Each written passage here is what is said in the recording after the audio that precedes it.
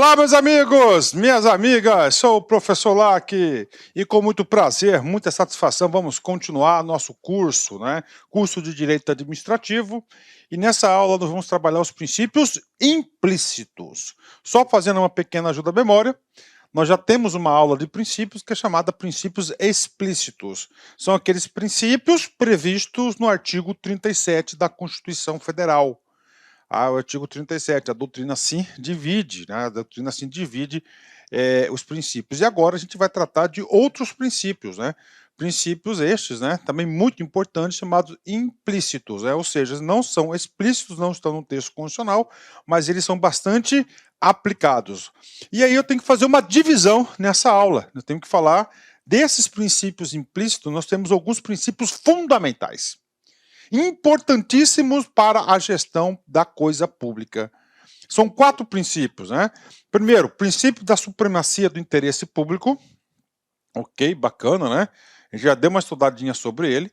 O princípio da indisponibilidade do interesse público, a autotutela e a continuidade do serviço público, Então nós temos aí essa situação, E aí, professor? Como é que você pode simplificar isso? É muito fácil, Então nós temos aqui, os princípios, Princípios são o quê? São norteadores, Princípios, Então nós temos aqui, o particular. Aí, Aqui está o particular. Esse cara aqui é o particular. Tá aqui o particular. E aqui você tem o quê? A administração pública. A administração pública, ela representa o quê? A coletividade. Aí, representa a coletividade, Nós sabemos que aqui, normalmente, é uma relação verticalizada. Uma relação verticalizada, ou seja, a administração pública, tá certo? Ela tem o quê? Ela tem uma supremacia, olha aí, a supremacia. A supremacia do interesse público sobre a coletividade. Por quê, professor? Porque a supremacia aqui, você está representando o que? A coletividade. Coletividade, Olha aí, E a coisa pública não é do indivíduo que administra, mas é do povo. Se é do povo, então o que acontece? É um direito indisponível. Ou seja, o administrador público não pode dispor desse direito. Professor, não estou entendendo. Vamos lá. O cara é fiscal, ele está lá fazendo uma auto de infração, aplicação de uma penalidade, fala, não, vou fazer o seguinte, eu não vou aplicar essa penalidade. Não pode. Ele não tem esse direito. Por que ele não tem o direito? Porque o direito não é dele, é do povo. Então ele não pode indispor. Ele não pode indispor do quê? Ele não pode indispor da coisa pública. Ele tem a obrigação de fazer isso, A supremacia, a disponibilidade, Outro princípio importante aqui é a autotutela. Ou seja, a capacidade da própria administração pública rever seus atos. E aí nós já estudamos, que ela pode rever, seus atos, Ele pode rever através da anulação e através do quê? Da revogação. A anulação quando for ilegal, E a anulação é a revogação por conveniência e oportunidade. E finalmente o seguinte, a administração pública não é uma grande prestadora de serviços? Sim, é uma grande prestadora de serviços. Então, esses serviços públicos que tem que disponibilizar para o particular tem que ter a continuidade. E o princípio da legalidade, professor? O princípio da legalidade, dentro dessa relação aqui, olha só, vai definir o escopo de atuação da administração pública, os limites, Ou seja, a administração pública só pode agir dentro desse limite. Saiu dentro desse limite, você já está o quê? Extrapolando a legalidade, Então aí está o princípio da administração pública, uma forma bastante simples aí para você entender, a forma verticalizada. Professor, existem condições na qual a administração pública ela tem uma forma horizontalizada, assim. Ó, forma horizontal, sim, com particular. Tá? O que acontece? Quando tem uma relação horizontal, aí é o quê? É de igual para igual, há uma igualdade. Neste caso aqui, a administração pública, ela não tá, você não tem aqui como falar de supremacia, tá? Você não tem como falar de indisponibilidade, tá? Não pode fazer. Por quê? Porque está em igualdade. Aqui, quando tem um quê? Um ato de gestão, por exemplo, a administração pública, né, celebra um contrato de aluguel. Ó, contrato de aluguel.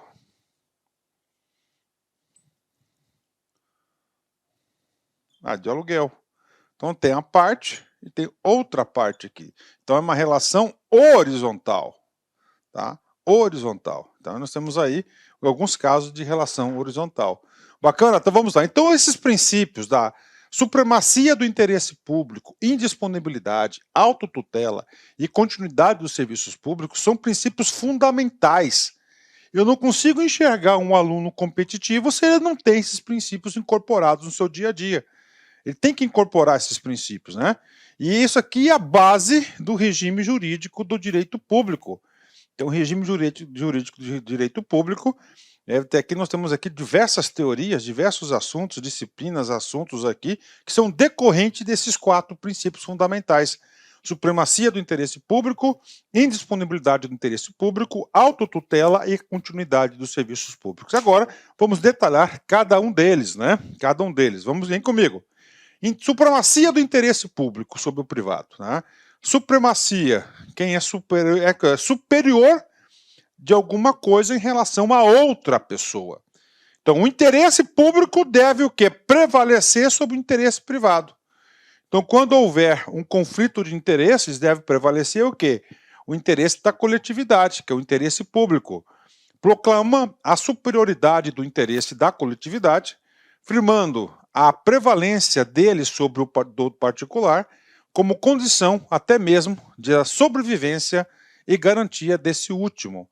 Então, olha só, né, gente? Ó, é tão importante esse princípio, a supremacia do interesse público, que é o quê? É a preservação do próprio particular, né, do próprio particular. A gente coloca aí, por exemplo, aí o exemplo aí muito claro aí que nós tivemos aí foi a questão da pandemia. Então, na pandemia, a supremacia do interesse da coletividade, a supremacia do interesse público prevaleceu sobre o interesse de muitos particulares. Por quê? Porque deve prevalecer primeiro a coisa pública, o interesse coletivo da sociedade. Até para preservar o que? A própria sociedade, né? Vamos lá. A posição privilegiada do órgão encarregado de zelar pelo interesse público e de exprimi-lo nas relações com os particulares. Então, ou seja, esse princípio, ele coloca a administração pública no quê? Numa situação privilegiada. Tá? Então, quando falar uma relação verticalizada, sim, essa relação verticalizada, ela se dá, tá, também pelo quê? Pela aplicação do princípio da supremacia. Então você tem lá, a administração pública está aqui, ó, supremacia. Ela está numa situação superior em relação ao particular. Tá? Então toda vez ele vai colocar como prioridade não esse particular, mas o que? Toda a coletividade. O princípio da supremacia do interesse público também é chamado de princípio da finalidade pública. É característico do regime do direito público, sendo um dos 2 pilares do regime jurídico administrativo, né? Professor, um dos 2 pilares do regime jurídico administrativo. Então vamos lá. Professor, quais são os pilares, né? Isso eu expliquei já na aula passada, mas eu vou fazer aqui uma pequena ajuda à memória para vocês, né? Segundo Celso Bandeira de Mello, tá? Um ex-ministro do Supremo Tribunal Federal, decano, ficou muitos anos lá no Supremo Tribunal Federal, ele chama esses 2 princípios como pedras de toque. E isso cai na prova. Tá? Ele é um grande doutrinador do direito administrativo. Então, quando você ouvir falar no comando da questão pedras de toque, imediatamente você vai ter que fazer uma associação a 2 princípios. Primeiro princípio, supremacia do interesse público. E o segundo é da indisponibilidade. Indisponibilidade, né, do que? Do interesse público. Então você não pode fazer. Então esses são os dois princípios aí, pilares, basilares do regime jurídico administrativo. Por supremacia do interesse público, entende-se que, havendo um conflito de interesse público e privado, há de prevalecer o interesse público tutelado pelo Estado. Por quê? Então o interesse público ele é protegido, ele é tutelado pelo Estado. Então ele tem o quê? Toda vez que houver um conflito de interesse entre o particular e o interesse da administração pública, vai prevalecer sempre o interesse da administração pública. Aí é o quê? Uma relação verticalizada. É uma relação verticalizada. Então isso o aluno tem que entender isso, né? Tem que entender quando há o conflito. Por quê, professor? Porque esse poder, essa supremacia, ele é um poder. É um poder de império, é um poder extroverso de Estado. Professor, o que é um poder extroverso de Estado, né? É um dever de o quê? É um poder de obrigar outra pessoa a cumprir sem questionamentos. Então esse é o poder extroverso de Estado.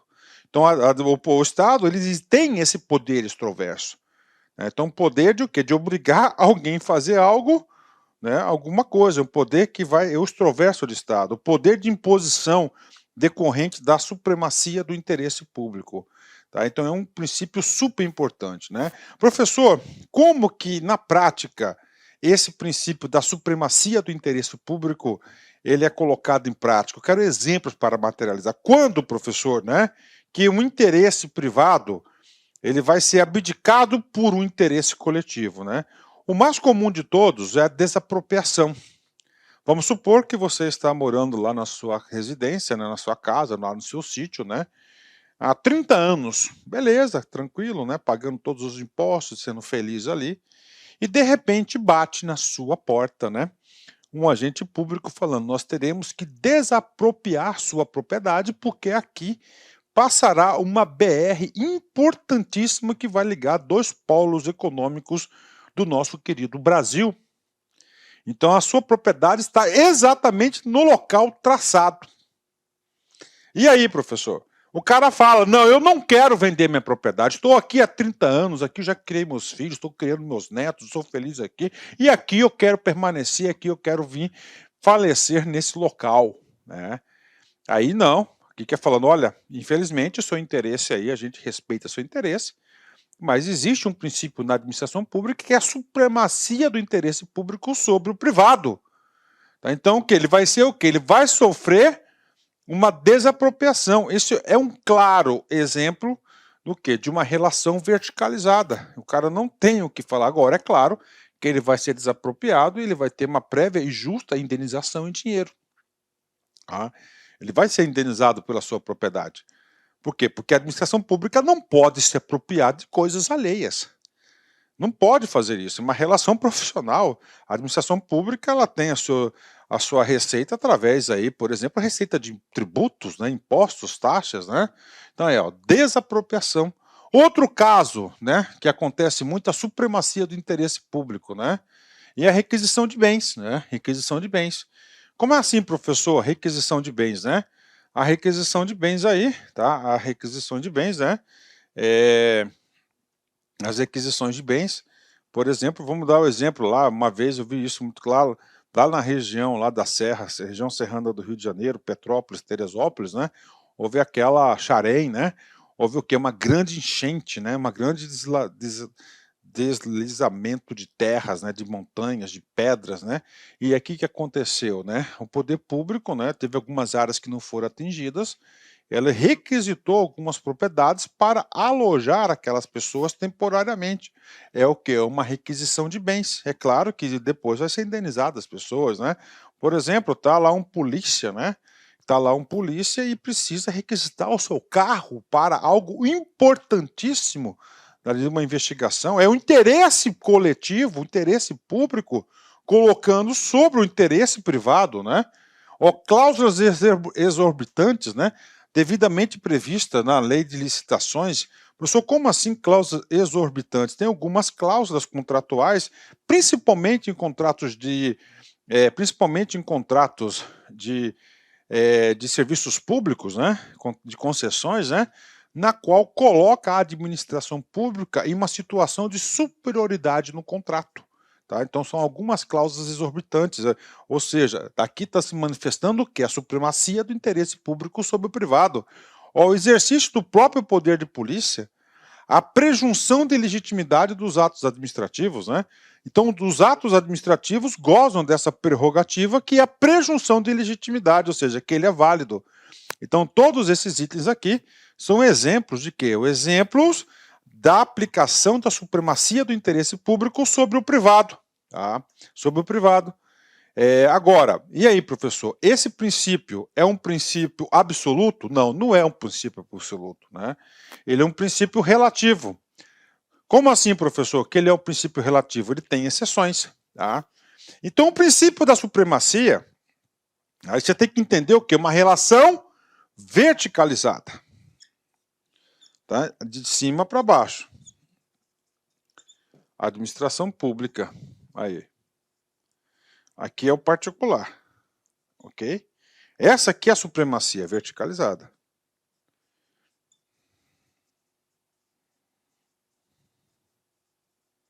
Aí, ó, verticalizada, tá? Ok. O que mais, professor? Agora, quando há exceção, ela é horizontalizada. O que significa uma relação horizontal? Ó, no mesmo nível, uma relação igual. Isso é um conceito de administração, tá? Que é levado aí em todas as partes, né? Ok. Não se aplica o princípio, nesse princípio, que nas relações de igualdade. E quando acontecem essas relações, ó, atos de mera gestão, de administração, tá? Por exemplo, a administração pública está comprando alguns insumos, ok. Compra e venda, é igualdade, não tem essa, né? Atuação com particular, contratos, né? Contrato de locação, por exemplo, né? Então nós temos aí algumas situações que a administração pública no seu exercício que não há necessidade de quê? De ter essa supremacia, porque são atos de gestão, atos de negócio, né? Então você tem uma igualdade entre as partes. Então são exceções aí à aplicação do princípio aí da supremacia do interesse público, né? Pronto, terminamos aí o princípio da supremacia do interesse público. Ligado a esse princípio, você tem que entender a coisa pública. A coisa pública é muito importante. A coisa pública é do povo, é da coletividade, é do país, é da República Federativa do Brasil. E essa coisa pública ela pode ser manifestada em diversos assuntos e meios, né? Diversas formas. E o que acontece? A coisa pública não pode ser, tá? A coisa pública é indisponível. É indisponível a coisa pública, ou seja, o agente público que é ali que está representando, ele não pode sair vendendo as coisas, por exemplo. Não pode fazer isso. Por quê? Porque é indisponível. Você não pode, né? Você não pode aí deixar de aplicar a lei. Você não pode deixar de conceder direitos, né? Por quê? Porque é a coisa pública, tá? É acima. Então você tem a supremacia do interesse público e você tem também a indisponibilidade do interesse público. Então, o agente não pode abrir mão do interesse público em hipótese alguma, né? A indisponibilidade do interesse público significa que, sendo interesses qualificados como próprios da coletividade, internos ao setor público, não encontram a livre disposição a quem quer que seja, por serem impropriáveis. Então, são impropriáveis ou a coisa pública. Não pode, né? Professor, o que significa? Vide o artigo 76 da Lei 14.133 de 2021. Tá? O que acontece? Isso aqui lá é a alienação, né? É alienação, tá leilão ali, mas é alienação. O artigo 76, né? O que acontece? O que tem na Lei 14.133? A 14.133 é conhecida como a nova lei de licitações. Aquela lei que veio substituir a antiga, né, histórica lei 8.666, né, ainda veio substituir a antiga lei de licitações, né. O que diz o artigo 76? O artigo 76 é aquele artigo da alienação. E lá ele fala o seguinte, olha só. A alienação de bens da administração pública, ou seja, tá? Então tá, eu sou secretário, eu sou ministro, sou governador, prefeito, não interessa. Então, o que eu quero? Eu quero alienar, eu quero vender uma área que pertence, né, ao ente na qual estou lá trabalhando, laborando, né? Ok. O que diz lá, né? Ó, alienação de bens, né? Da administração pública, vírgula, subordinada à existência de interesse público devidamente justificado. Parou. Então é o seguinte, tem uma área pública, né? Tem uma área lá do município, por exemplo, tá? E esse o prefeito quer alienar, quer vender essa área. Então, primeira coisa, ele tem que estar devidamente justificado para o interesse da coletividade. De novo, fica subordinada à existência de interesse público devidamente justificado. Então, o que acontece? Ele pode alienar, ele pode dispor desse patrimônio público? Pode dispor, mas ele tem que justificar, tá? Primeiro. Segunda condição aqui, olha a manifestação desse princípio, né? Será precedida de avaliação e obedecerá às seguintes normas, né?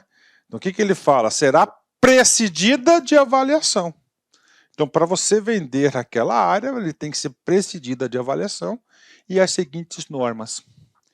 Inciso número 1, ele fala autorização legislativa. Professor, por que autorização legislativa? Você tem que entender a administração pública. Nós temos o poder executivo, né, que é o quê? Que é o administrador, que é o grande gestor da coisa pública. Nós temos o poder legislativo, que é o quê? Que representa o povo, que ali vai ter a casa de leis. Então, o que acontece? Se o poder executivo, com base no princípio de indisponibilidade do interesse público, ele quer dispor e quer alienar uma área do município, que é uma área pública, ele não pode fazer isso porque não é dele, da coletividade, ele tem que ter autorização. Tem que ter autorização de quem? Tem que ter autorização do povo. E essa autorização do povo reside aonde? A autorização do povo reside no poder legislativo. Então, o artigo 76 da alienação traz isso. Tá? Então, o poder legislativo tem que autorizar o gestor da coisa pública a vender, a alienar essa área. Isso aqui é um claro, né, exemplo aí da indisponibilidade do interesse público. E se for aprovado no legislativo, significa dizer que o povo aprovou, né? Então, a própria administração, ou a coletividade aprovou. Então, não é um ato pessoal, né? É impessoal. O próprio órgão administrativo que os representa não tem disponibilidade sobre eles, no sentido de que lhes incumbe apenas curá-los, o que é também um dever. Ou seja, né? Então, o agente público que está ali, ele tem que curar, tem que proteger, tem que cuidar da coisa pública. Ele não pode dispor do patrimônio público. Então, esse é um princípio da indisponibilidade, né? E esse princípio da indisponibilidade, né, a gente pode... nós podemos ter duas esferas, né? Temos uma esfera primária e uma esfera secundária. O que é o interesse público primário? São interesses imediatos do cidadão. Então, eu, cidadão, eu tenho direito à saúde. Eu, cidadão, tenho direito à educação. Eu, cidadão, tenho direito à segurança. Eu, cidadão, tenho direito ao lazer. Professor, onde que está escrito que o cidadão tem direito a isso? Então, está escrito na própria Constituição Federal. Então, o gestor, tá? A administração pública não pode dispor de seus direitos. Então, é a supremacia do interesse, aliás, é a indisponibilidade do interesse público primário. Tá? Primário. Então, ele não pode indispor, tá? Ele não pode indispor disso aí, né? Então, ele tem que... o cara lá, o secretário de saúde, secretário de educação, não. Eu não vou, né, construir essa escola, não vou, tá? Eu não vou aí, né? Eu não vou constituir essa turma. Não tem nada disso. Se tiver demanda, né? Então, se tiver demanda, se tiver necessidade, ele não pode indispor desse direito da coletividade. É para proteger. E o secundário? Né? O secundário já é mais interno. Interesses imediatos do Estado. De arrecadação, o exemplo que eu dei para vocês. Tá? Então, tem que... do patrimônio, da gestão administrativa. Então, o interesse público, ele pode ser primário e pode ser secundário. Concluindo, tá? Para terminar, o princípio da indisponibilidade. A administração não tem a livre disposição dos bens e interesses públicos, pois atua em nome de terceiros, no caso do povo. Então ele não pode sair dispondo aí, não pode dispor do patrimônio público, né? Veda o administrador atos de renúncia de bens ou de interesses públicos. Olha aí. Veda o administrador atos de renúncia de bens ou de interesses. Ele não pode fazer isso. Tá? Agora, é claro, né, que tem o princípio da legalidade. O princípio da legalidade significa dizer que é uma lei. E a lei, ela passa pela casa do povo. Então o povo aí, ela pode estar estabelecendo essas regras, né? Bacana? Fechou. Terceiro princípio, autotutela. Tá? Autotutela, muito importante isso na gestão administrativa. Ou seja, a própria administração pública, ela pode, tem capacidade de rever seus próprios atos. Tá? Ela pode rever seus próprios atos. A gente viu isso já na primeira parte, né? Ela vai rever, a autotutela, ela tem a obrigação de rever seus atos, né? Tem o poder, né? É o poder de revisão da administração pública, que pode rever, revisão. Possibilidade de reverter atos e restaurar a regularidade, em virtude de erros praticados. Ninguém é perfeito. A administração pública, ela é materializada à sua vontade por pessoas, por agentes públicos, né? Por pessoas, por agentes públicos, né? Então ela vai o quê? Ela é materializada por os agentes públicos, né? A sua vontade. E aí, professor? E aí é o seguinte, cara, né? E aí é o seguinte, a sua vontade, né? Pode acontecer que essas pessoas cometam erros. Normal, né? Claro que tem que evitar, mas aconteceu. E aí? Identificou a formação desse erro, a administração pública, no exercício da sua autotutela, no seu poder de revisão, né? É uma atuação preventiva e repressiva, põe que o quê? Tem a obrigação de consertar, na medida do possível, esse ato, né? Restaurar a regularidade. Não é uma faculdade, é um dever o exercício da autotutela. O dever é consequência da legalidade. Em razão da legalidade, não se admite irregularidade. Pode rever os atos de ofício, dispensa a provocação, né? Olha que coisa interessante, né? Pode rever os atos de ofício. O que é de ofício? De vontade própria, da própria administração.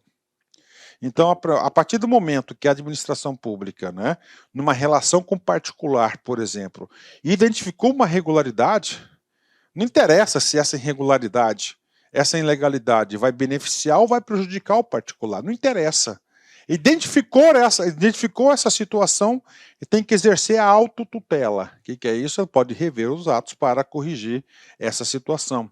Professor, o que é provocada? É quando ele está inerte, está parado, a administração pública está de boa, um particular, um terceiro, provoca. Olha, ato tal está errado. Solicito a correção. Pronto. Foi o quê? Provocado. Pode ser provocado? Pode ser provocado, mas dispensa, tem que ser de ofício. Né? E claro que é uma ação preventiva e repressiva esse exercício. Essa autotutela tem dois aspectos. Isso aqui que cai em prova, e cai bastante, não cai pouco não. Né? Temos aí questão de legalidade. O que acontece? A autotutela, a partir do momento, tá? A partir do momento que há a legalidade, tá? Ó, a ilegalidade, ó, é a revisão de ofício de atos ilegais, tá? De ofício, né? Então o que acontece aqui? O ato vai ser anulado. Aí, ó. O ato vai ser anulado. Né? Legalidade. Agora, o mérito, o ato é legal, tá? Só que não é mais conveniente, não é mais oportuno a manutenção. Então o que acontece? Ou na manutenção ou desfazimento. Então pode acontecer o quê? Ó, a revogação. Ó, a revogação. Para completar, ó, anulado, ele é ilegal. Se ele é ilegal, os seus efeitos serão o quê? Ó, ex tunc. Ó, tunc. Bate na T de testa. Testa, cabeça para trás. Ou seja, vai retroagir os seus efeitos. Na revogação, ele é legal. Só de hoje em diante não é mais conveniente para a administração pública, não é mais interessante. Então vai ser efeito ex nunc. Olha, ex nunc. Assim que você fixa o conteúdo, cara, ó, compreendendo, né? Aí. É a revisão de ofício da própria administração, da conveniência e da oportunidade, tá?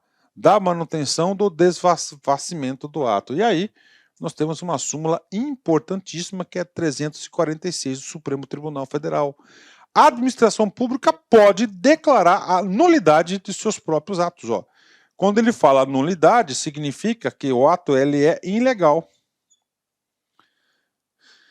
Significa dizer que está contrariando alguma norma, né? Alguma norma. E por que não pode contrariar a norma? Porque nós temos o princípio da legalidade. A administração pública só pode agir nos limites da lei. O princípio da legalidade é uma grande proteção para você particular, para o povo, para todo mundo, né? Por quê? Porque, olha só, então ele define a área de atuação da lei, né? Do Estado. Se ele está extrapolando essa área de atuação, cara, vai causar uma relação de desequilíbrio. Tá? Imagina os reis, né? Quando a vontade do rei era ilimitada, então, quando tinha vontade do rei aí lá na época da monarquia, principalmente na Europa, acontecia vários excessos, vários abusos. Por quê? Porque não tinha limites. Não tinha limites. Então é a legalidade para proteger. E o último assunto da autotutela, muito importante. Eu, pessoalmente, não consigo enxergar aluno competitivo se ele não sabe da existência da súmula 473. Esse aqui é um dos assuntos fundamentais, né? Aqui o Supremo Tribunal Federal legalizou, normatizou que a situação da autotutela. Ó, a administração pode anular seus próprios atos quando eivados de vícios. Né? Legalidade, ó, que os tornaram ilegais. Ilegais, fora da lei, porque deles não se originam direitos. E esse porquê deles não originam direitos que caracterizou a anulação com os efeitos, ó, eis que testa, volta, né? Ou revogá-los. Não é mais conveniente a manutenção desse ato. Por quê, professor? Por exemplo, lá, um boteco lá, eu gosto muito de boteca, minha barriguinha aí não esconde, né? Gosta da cervejinha? Gosta da cervejinha, não tem vergonha de falar não, né? E aí, o cara lá na calçada, lá, o boteco lá pediu uma permissão lá, né, para uma autorização para a prefeitura. E tá colocando lá as mesas lá na calçada de boa, né? Aí acontece que passou a ter um fluxo muito grande de pessoas e as cadeiras lá, as mesas estão atrapalhando o fluxo. Aí a prefeitura fala, não, eu vou revogar. Revogar, não tem direito daqui para frente, né? Ele é legal? Legal, continua sendo, continua, mas não há mais o quê? Motivo. Não há mais conveniência, não há mais oportunidade para a manutenção daquele ato, né? Respeitados os direitos adquiridos. É o quê? Pela segurança jurídica, né? Direitos adquiridos, ó. E ressalvada, em todos os casos, a apreciação judicial. Ou seja, aí não está afastando aí, né? Isso aqui é administrativo, não é judicial. Ah, eu não concordo, professor, com a ilegalidade alegada nos autos, né? Eu não concordo com essa ilegalidade. Problema seu, meu filho, se você não concorda com essa ilegalidade, né? Eu não concordo com essa ilegalidade. E aí, você não concorda com essa ilegalidade? Então você pode recorrer ao Poder Judiciário, porque essa é a função típica do Poder Judiciário. Bacana, né? Pela regra, falamos o quê? Supremacia do interesse público. Pô, top, 10, não tem como você errar. Você tem que fixar o juízo de valor. Segundo, indisponibilidade do interesse público. Claro, se é Supremo, não pode qualquer um dispor do interesse, né? Vimos o que é autotutela de revisão. E agora, a administração pública, gente, a administração pública é o maior prestador de serviços que existe no país. É grande prestador de serviço. Cara, tudo. Escola é um serviço. Saúde, hospital é um serviço. Turismo, lazer, regulação de leis, ok. Serviços públicos aí que tem a concessão, é um serviço público, mas está na mão de concessionárias aí pela outorga, pela delegação, enfim, cada um com seu instrumento específico, a gente vai estudar isso aí em momentos corretos do nosso curso, né? Tá lá, né? E aí, professor? Aí é o seguinte, tá? Então o que acontece? Esses serviços, cara, tem um princípio, A administração pública, a sociedade paga muito caro para a manutenção da máquina pública. Então, mais do que claro. Olá, meus amigos, minhas amigas. Inicialmente eu peço licença a vocês, mas esse vídeo é um vídeo demonstrativo do nosso site lá, Concursos, com a intenção das pessoas, nossos futuros alunos, conhecerem a nossa metodologia e conhecerem, claro, a qualidade do nosso curso. Você quer fazer esse nosso curso completo, atualizado, ponto a ponto, curso bastante enxuto, um curso que eu tenho certeza absoluta, se você estudar pelo nosso material, no nosso material irá constar 100% de sua prova. Pode ter certeza disso. Sabe quanto que está o investimento? Parcela única de apenas, olha aí, R$ 149,90. Vai lá, investe lá um pouco no seu conteúdo. Eu sei que aqui na internet, no YouTube, é de graça, tudo bem, a gente coloca esse vídeo aí sem problema nenhum, mas quer estudar, quer ter uma coordenação, vem fazer parte do nosso personal coach, que eu estudo em regime de metas. Aqui não são todas as aulas, não, lá tem outras aulas importantíssimas. Tudo bem? Então venha estudar com a gente, tem um link de matrícula aqui. Qualquer coisa, você pode entrar em contato com a nossa central de atendimento. Eu espero vocês aqui na Lá Concurso. Forte abraço, fique com Deus, tchau, tchau.